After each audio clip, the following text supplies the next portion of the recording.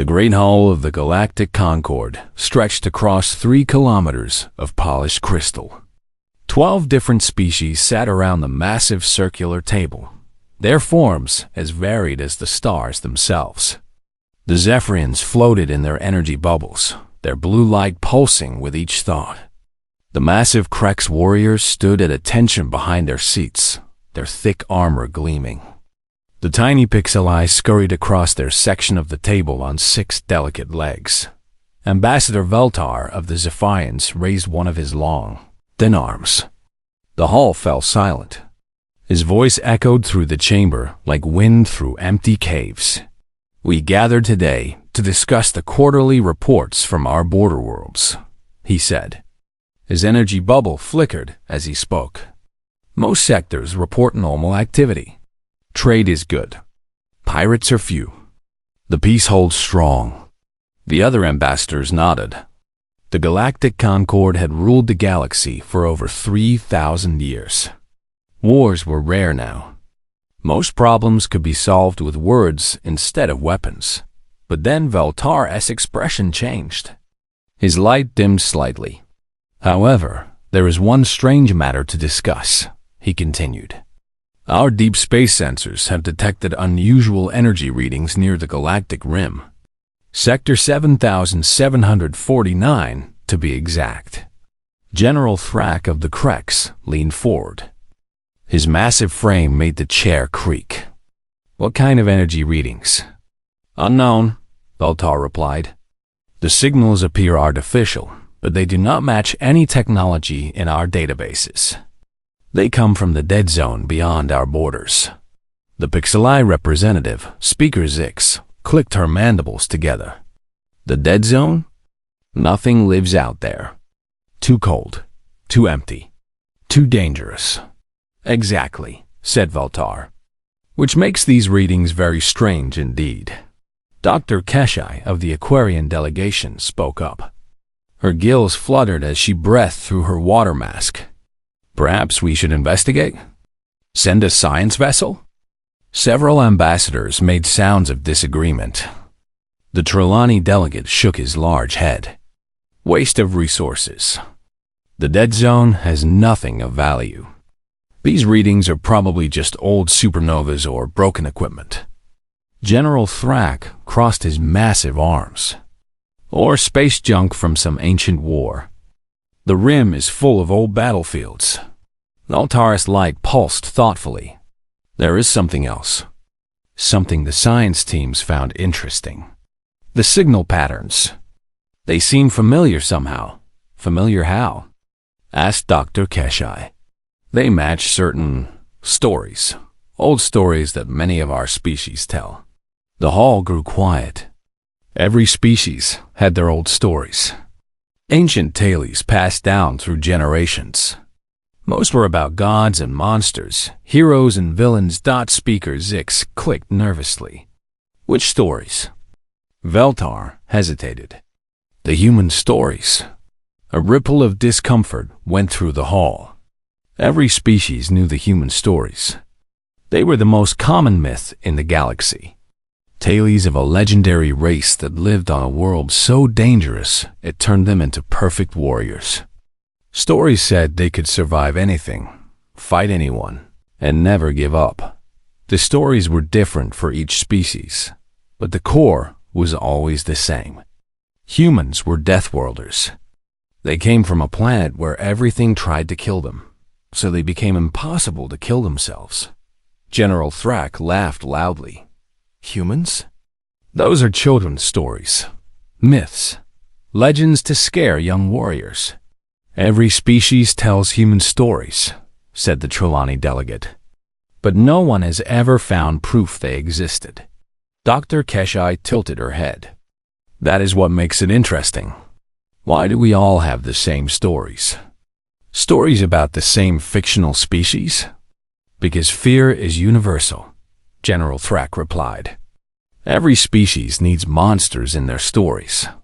Humans are the perfect monster, ruthless, unstoppable, from a world of death." Veltar's light flickered again. "But what if they are not stories? The hall fell completely silent. "Impossible," whispered Speaker Zix. "We have explored most of the galaxy." "We would have found them, have we?" Valtar asked. "Have we truly explored the dead zones? The rim worlds? The spaces between stars?" Dr. Keshai leaned forward in her water tank. "The stories do say humans lived at the edge of the galaxy, far from the center, in the cold dark between stars." "Stories," General Thrax said firmly. "Just stories." But his voice was not as confident as before. Valtar brought up a hologram above the table. It showed a map of the galaxy. The Concord worlds glowed in bright colors at the center. The outer rim was dark and empty. "These energy readings come from here," he said, pointing to a spot in the darkness. "Sector 7749, right where the old stories say the human homeworld should be." The ambassadors stared at the map. The darkness seemed to stare back. "What do you propose?" asked Dr. Keshai. "A small science mission," Valtar replied. "One ship. A quick investigation. Just to be sure." General Thrax shook his head. "Waste of time and resources. There are no humans. There never were any humans. The dead zone is called dead for a reason. Then there is no harm in looking," Dr. Keshai pointed out. The vote was close.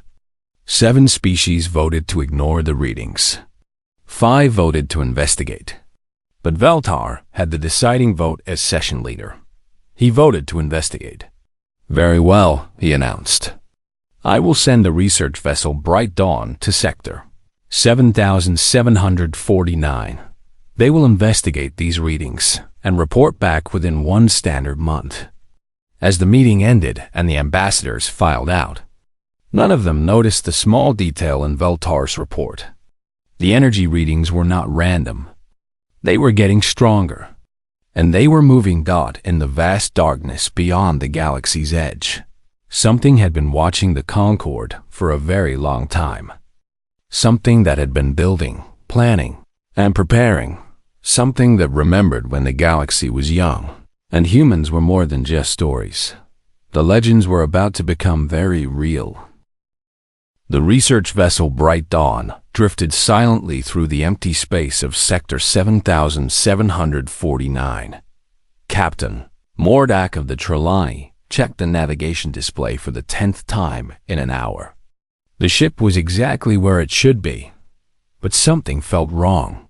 "Still nothing on visual sensors," reported Lieutenant Fex, a young Krex officer. "Just empty space and distant stars." Dr. Keshai floated in her portable water tank near the science station. Her gills fluttered nervously as she studied the readings. "The energy signatures are stronger here. Much stronger. But I still cannot locate their source." Captain Mordak scratched his large head with one clawed hand. Maybe the Concord sensors were wrong. Space is full of strange energy. Solar winds, cosmic radiation, old explosions. "No," Dr. Keshe said firmly. "These readings are artificial, structured. They follow patterns." She brought up a display showing waveforms and frequency charts. "Look at this. These are not random energy bursts. They repeat every few hours. Always the same sequence." Lieutenant Fex leaned closer to look. "Could be an automated beacon. Some old navigation system from a dead colony." "Perhaps," Dr. Keshe replied. "But the technology is unlike anything in our databases." The ship's communication officer, a pixeleye named Chaitek, suddenly sat up straight at her station. Her 6 legs clicked rapidly against her chair. "Captain," she called out, "I am detecting structured radio transmissions." Captain Mordak turned quickly. "From where?" "Unknown. The signals are very weak, but definitely artificial. And, Captain, they are not using any known language or communication protocol." Dr. Keshai moved her tank closer to the communication station. "Can you isolate the signals?" Chaitik worked her controls with practiced speed. Yes, playing them now. The bridge filled with strange sounds. Numbers spoken in an alien voice. Music unlike anything any of them had heard. And then something that made everyone go quiet. Voices. Multiple voices talking back and forth in rapid, clipped sentences. The tone was clear even though the words were unknown. These were military communications. Orders being given. Reports being made. Status updates between different units. That sounds like fleet coordination, Lieutenant Fex whispered. Captain Mordick felt ice in his veins. Chaitik, how many different signal sources are you detecting? The Pixel Eye worked frantically at her station. At least 50, Captain. Maybe more. They are spread across a wide area. 50 ships? Dr. Keshai asked. Or 50 fleets, Lieutenant Fex said grimly. Captain Mordick activated the ship's long-range sensors. Full deep space scan. I want to know what is out there. The sensors reached out into the darkness, probing the empty space around them. At first, they found nothing. Then, slowly, shapes began to appear on the display. Captain, Lieutenant Fex said in a shaking voice. You need to see this. The main screen showed what the deep sensors had found. Massive structures hidden in the darkness between stars. Space stations that dwarfed the largest Concorde installations. Shipyards that could build vessels the size of moons.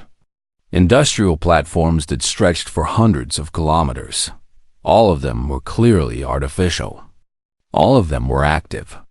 By the void, Captain Mordak whispered. How long have these been here? Dr. Keshai was studying the readings with growing alarm. The metal compositions are unknown. The energy outputs are impossible. Captain, some of these structures are producing more power than our entire home system. Who could build something like this? Lieutenant Fex asked. Chaitik looked up from her communication station. Captain, I have been analyzing the radio transmissions, running them through our linguistic databases, and the mathematical sequences match patterns found in ancient cultural archives. Specifically, patterns found in the human myth collections that every species maintains. The bridge went completely silent. Dr. Keshai spoke first, her voice barely above a whisper. You are saying these transmissions are in human language? I am saying the structure is identical to what our myths claim human language would sound like, Chaitik replied. The rhythm, the tonal patterns, even the way they organize information. Captain Mordak felt his hands shaking. That is impossible. Humans are legends, stories. Are they? Dr. Keshai asked. She was looking at the display showing the massive hidden structures. Someone built all of this. Someone with technology far beyond our understanding. Lieutenant Fex was studying the tactical display. Captain, I am reading movement. Multiple contacts approaching our position. The sensor display lit up with new signals. Ships. Lots of ships. They were coming from the direction of the hidden structures, moving in perfect formation. How many? Captain Mordak asked. I count. 200. No, wait. More signals appearing. 300. 400. Lieutenant Fex's voice was rising. Captain, there are over 500 ships approaching our position. Size analysis? Large. Bigger than our heavy cruisers. And Captain, their configuration does not match any known ship design. Dr. Keshai was working frantically at her science station. Energy readings from the approaching ships are enormous.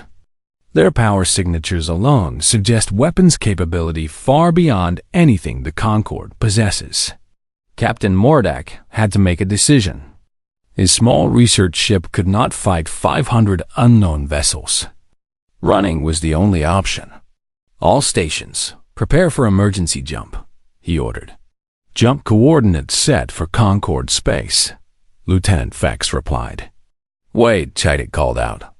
I am receiving a transmission from the approaching ships. On speakers, Captain Mordak ordered. The bridge filled with a new voice. It spoke in perfect Concord standard, but with an accent none of them had ever heard. Unknown vessel. This is Admiral Sarah Chun of the United Earth Fleet. You have entered human space without permission. State your intentions. The crew looked at each other in shock. Dr. Keshai was the first to find her voice. Admiral Chun, she said slowly. This is Dr. Keshai of the Concord research vessel Bright Dawn. We did not know this was claimed space. We were investigating energy readings. Understood, Dr. Keshai. We have been aware of your presence for some time. Your mission is clear to us. However, your return to Concord space will carry a message. What message? Captain Mordak asked. Tell your Concord that humanity is no longer a legend. We are returning to the galaxy. And this time, we come as equals, not as myths. The transmission ended. The approaching ships stopped their advance but remained in formation, blocking any escape route. Captain Mordak realized that everything was about to change. The legends were real.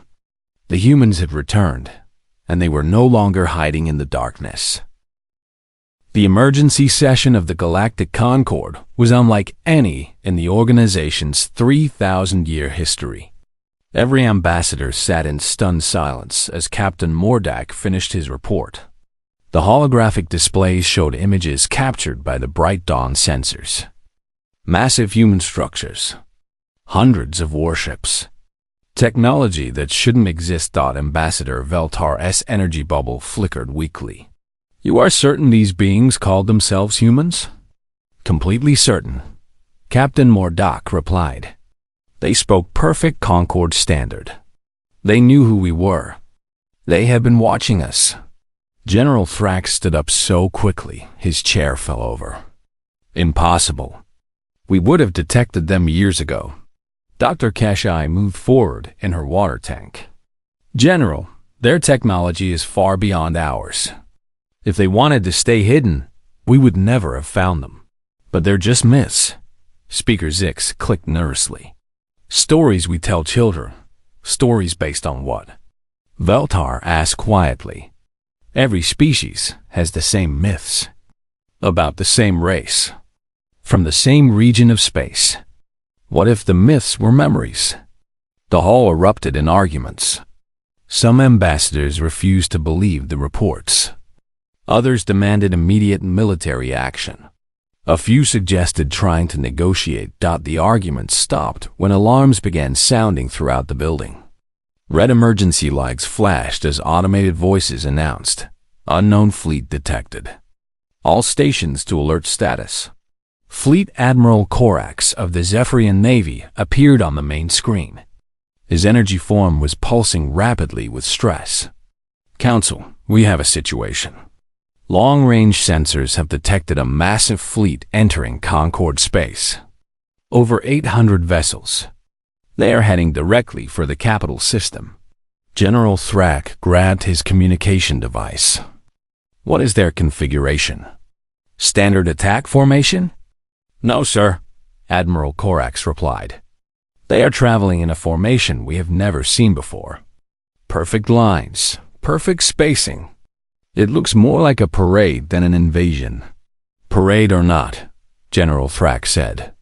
800 ships is an act of war.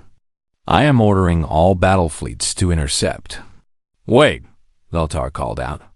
Perhaps they come in peace. Let us try to communicate first. With 800 warships? General Thrak snorted.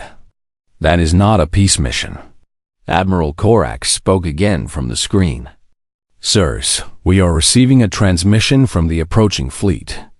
They are requesting permission to enter the capital system for diplomatic talks.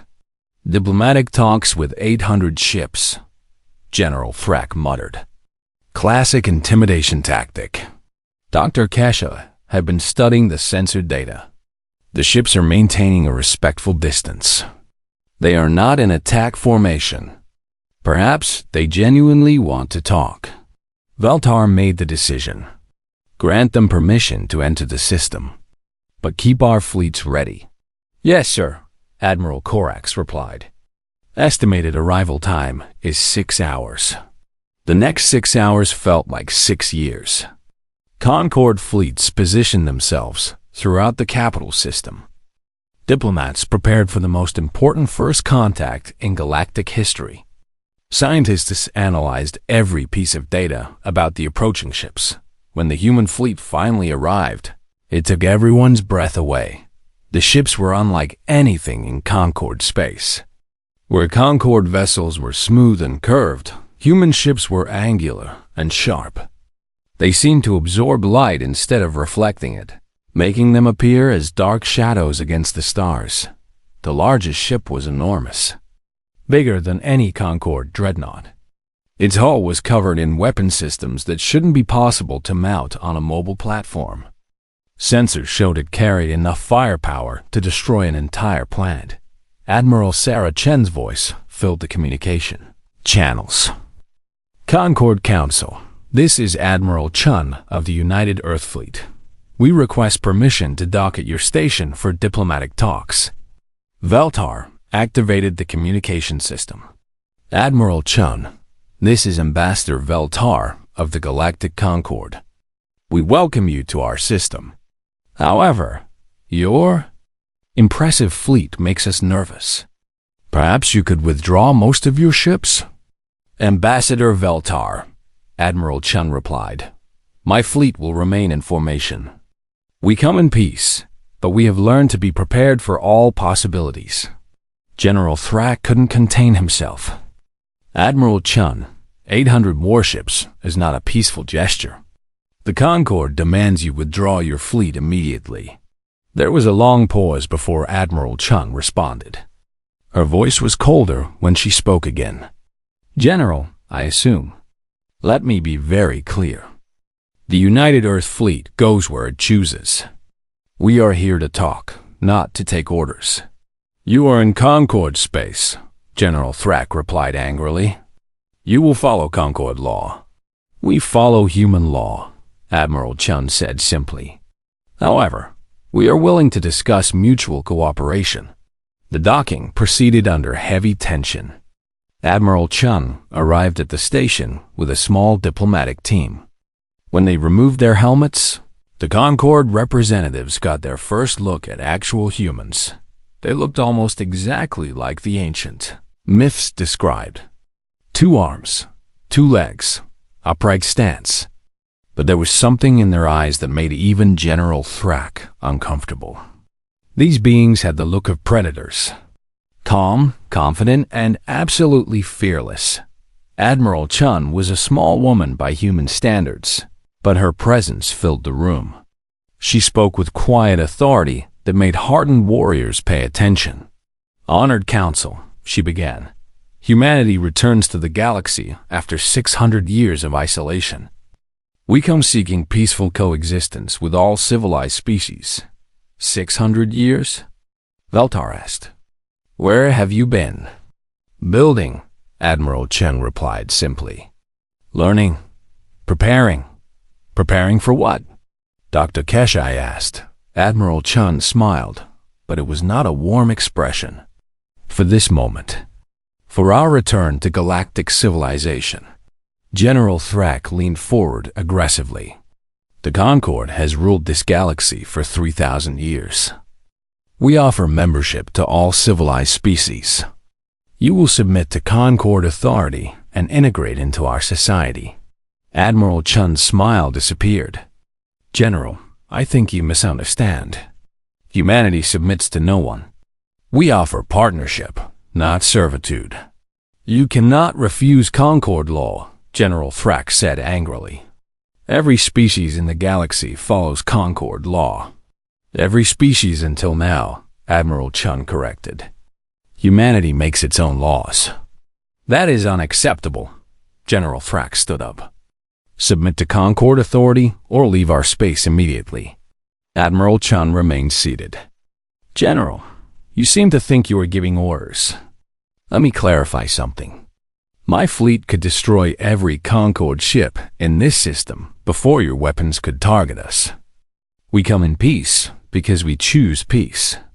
But if you prefer war, she let the threat hang in the air. Veltar tried to calm the situation. Surely we can find a compromise. Perhaps special status within the Concorde? Ambassador, Admiral Chun said, humanity does not compromise on freedom. We will work with the Concorde as equals, or we will work around you. General Thrax's face turned purple with rage. Around us? You forget where you are, human. This is our galaxy. You are outnumbered 1,000 to 1. Admiral Chun stood up slowly. General, you are about to make a very serious mistake. I suggest you reconsider. The only mistake was allowing you into our space, General Thrax replied. Concorde Defense Fleet. All ships attacked the human fleet immediately. Admiral Chun shook her head sadly. So be it. The war between legends and reality had begun. The first battle lasted exactly 14 minutes. Fleet. Admiral Corax watched in horror as his carefully organized attack formation fell apart. The Concorde fleet had attacked with overwhelming numbers, using tactics that had worked for 3,000 years.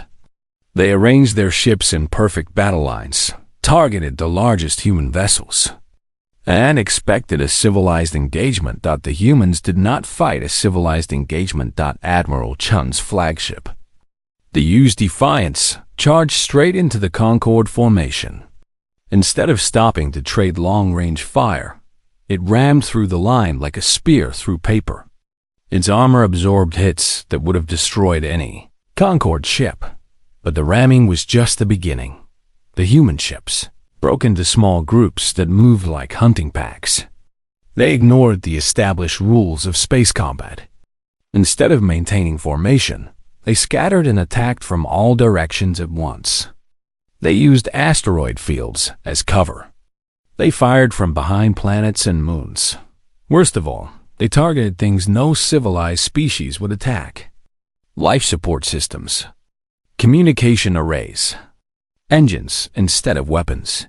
They fight like savages, Admiral Corax reported to the Concorde Council. They show no respect for proper military conduct. General Thrax was studying the battle reports with growing alarm. How many ships did we lose? 37 destroyed. 52 disabled. The humans lost? 3 ships. 3? General Thrax couldn't believe it. We outnumbered them 5 to 1. Sir, they fight unlike any enemy we have ever faced.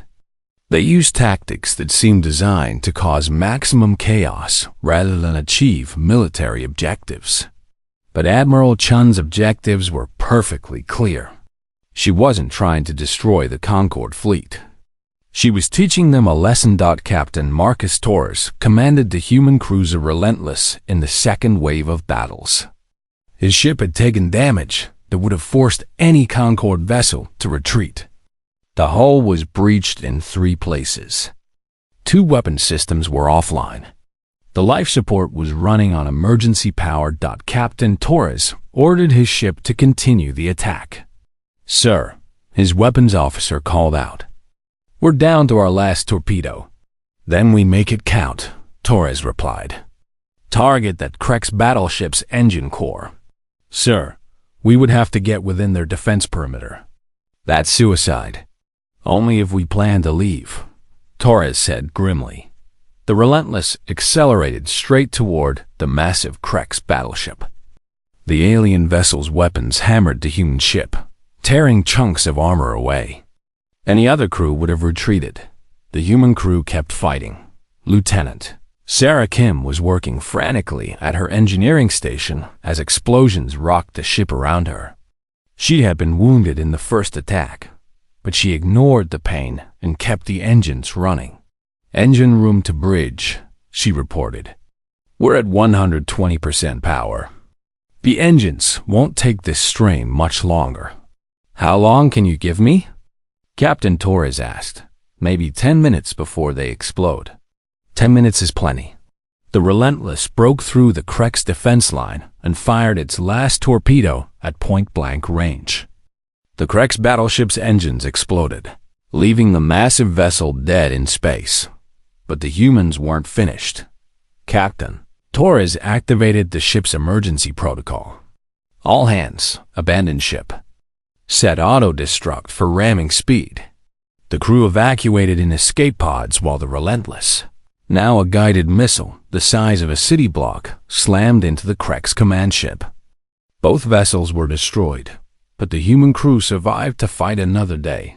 This was how humans fought. They turned their own ships into weapons. They fought on with injuries that would kill other species. They treated death as just another tactical option. The Concorde had never faced an enemy like this. Dr. Keshai was studying the battle footage when she made a disturbing discovery. She called Admiral Corax immediately. "Admiral, I need to show you something. I have been analyzing the human combat performance, and I found something impossible." "What now?" Admiral Corax asked wearily. "The humans in these battles are performing at physical levels that should kill them.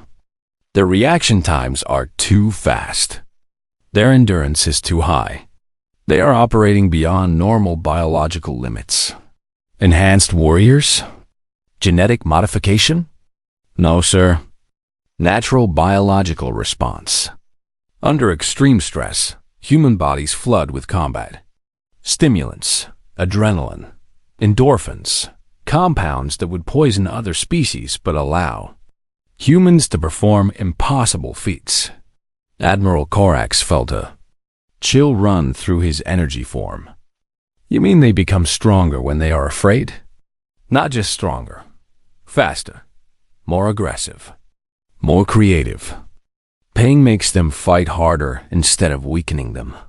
It's as if their entire species evolved specifically for warfare." "That is impossible. No species can evolve like that.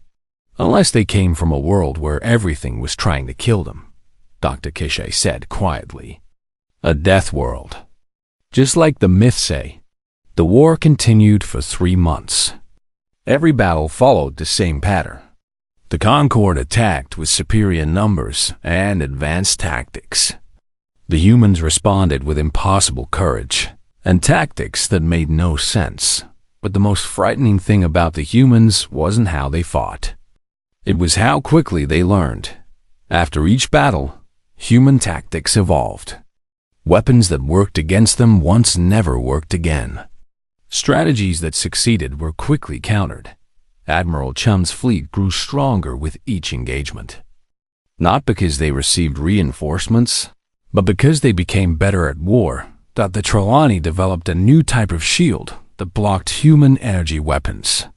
Within 2 weeks, the humans had created new weapons that cut through Trelawney shields like they weren't there.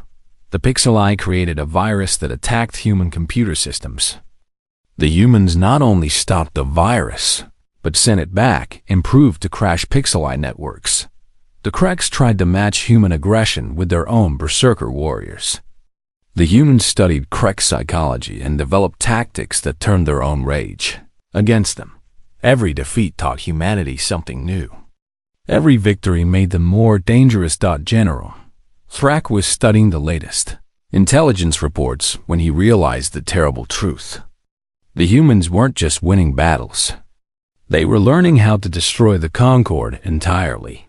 "How many fleets have we lost?" he asked his aide. 14 battle fleets destroyed or disabled, sir. The humans have lost 8 ships. 8 ships in 3 months? Yes, sir. And General, there's something else. Intelligence reports suggest the human fleet has actually grown during the conflict. How is that possible? They're building new ships faster than we can destroy them. And, sir, the new ships are better than the old ones. They're incorporating technology captured from our vessels. General Thrak felt the walls closing in around him. The humans were doing more than winning. They were evolving. And somewhere in the darkness beyond the rim, more human fleets were waiting.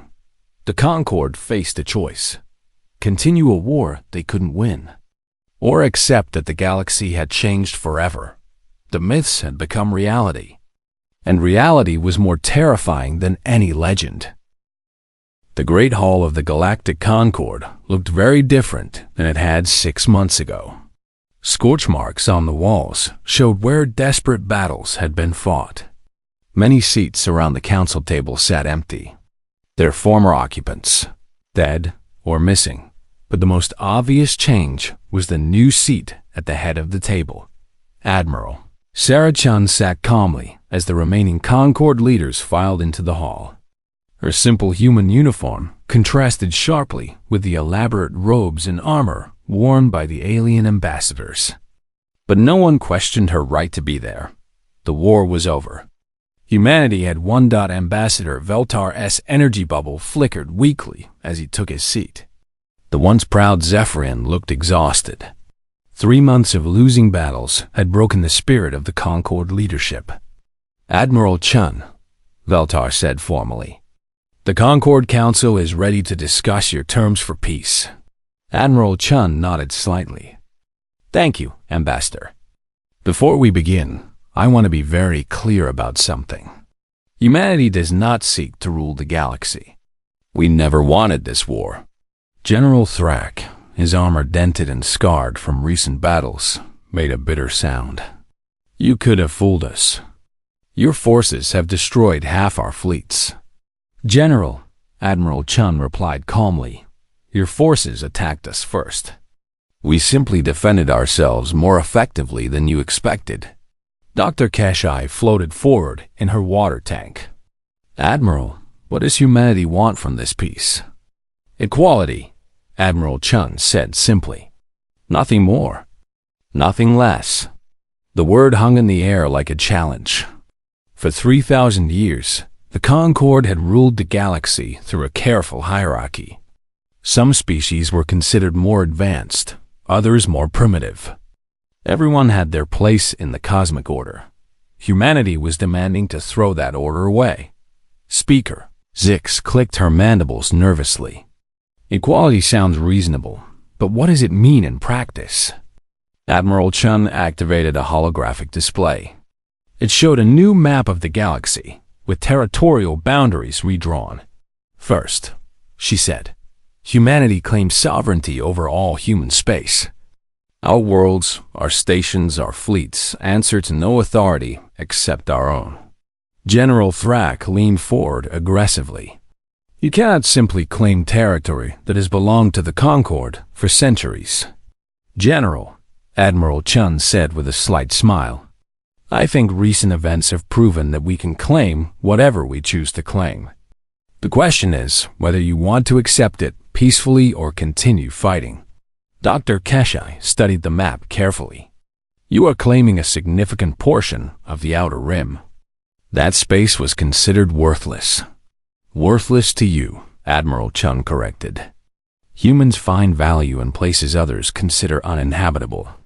It's one of our strengths. Veltar's light pulsed thoughtfully. What else? Second, Admiral Chun continued. The rigid caste system that currently governs interspecies relations will be abolished. All species will be treated as equals in galactic affairs. This caused an immediate uproar. The Trelawney delegates stood up angrily.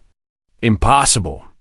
Some species are naturally more advanced than others. The Pixai cannot be expected to understand quantum physics. The Aquarians have no concept of stellar engineering. Admiral Chun's expression remained calm. And humans were considered myths until 6 months ago. Perhaps your assumptions about other species need to be reconsidered. Dr. Keshai was nodding slowly. The Admiral makes a valid point. We have been wrong about many things recently.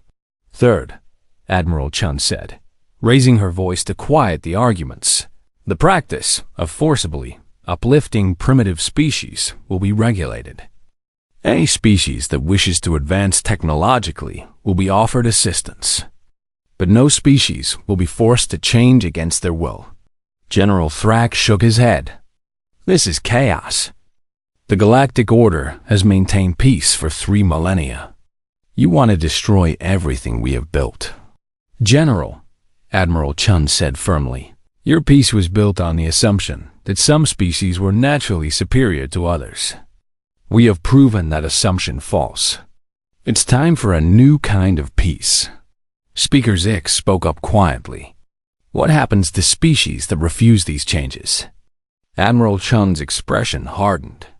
That depends on how they refuse. We will not force anyone to accept the new order, but we will not allow anyone to prevent it either. The threat was clear. Work with humanity or be worked around. Veltar asked the question everyone was thinking. What guarantee do we have that humanity will honor this agreement? Your military advantage is overwhelming. What stops you from simply conquering us all? Admiral Chun leaned back in her chair. Admiral Chun leaned back in her chair. Ambassador, let me tell you something about humans. We have spent 600 years preparing for this moment. We could have attacked at any time in the last century and won easily. Do you know why we didn't? Why? Veltar asked. Because conquest is not victory, Admiral Chun replied. We don't want to rule the galaxy. We want to improve it. A galaxy where everyone lives in fear of human fleets is not an improvement. She stood up and activated another display. This one showed plans for new institutions, new trade agreements, new research partnerships. This is what we want, she said. A galactic community where every species contributes their unique strengths. Where advancement comes through cooperation, not domination. Dr. Kashai studied the plans with growing excitement. These research proposals. You want to share human technology? We want to share everything, Admiral Chun said. Human military technology, medical knowledge, engineering techniques, everything we learned during our isolation. General Thrak was suspicious. Why? What do you gain? Progress. Admiral Chun replied simply. Humans advance faster when we have worthy partners to challenge us. The negotiations continued for 2 weeks.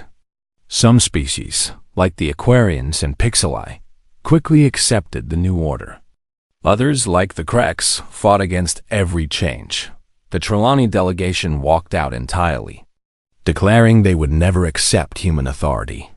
Admiral Chun let them go. 3 days later, human trade ships arrived at Trelawney worlds, offering beneficial trade agreements. Trelawney colonies that had been struggling with resource shortages suddenly had access to human technology and supplies within a month. The Trelawney government was quietly requesting readmission to the negotiations. The final agreement was signed on the anniversary of first contact. The Terran Concord Alliance established a new framework for galactic governance. Every species had equal representation. Disputes were settled through negotiation, not force, but everyone understood that human fleets would ensure the peace was maintained. Admiral Chun gave her final speech to the Joint Council 6 months after the war ended. Today begins a new chapter in galactic history, she said. We are no longer separate species competing for resources and territory. We are partners in the greatest adventure possible, the exploration of the infinite cosmos. She looked around the hall at representatives from dozens of species. Young Krex officers sat next to Pixeli scientists. Aquarian diplomats worked with human engineers.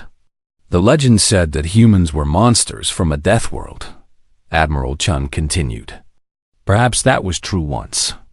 But we have learned something important during our time in the darkness. Monsters can choose to become protectors. Death worlds can teach their children to value life. She paused and smiled at the assembled delegates. The galaxy is vast and full of wonders we have yet to discover. Together, we will find them all. As the delegates filed out to begin their work building the new galactic order, none of them noticed the data streams flowing to human ships in deep space. The defense networks were already being established. The monitoring systems were coming online. Humanity had kept its promise. They had not conquered the galaxy. They had simply made themselves indispensable to it. In the deep archives beneath the New Alliance headquarters, scholars were already rewriting the old myths. The stories of the terrible humans from the Death World were being replaced with new legends. Stories about the species that emerged from darkness to bring light to the stars. The myths had become reality. And reality, as it turned out, was better than any legend.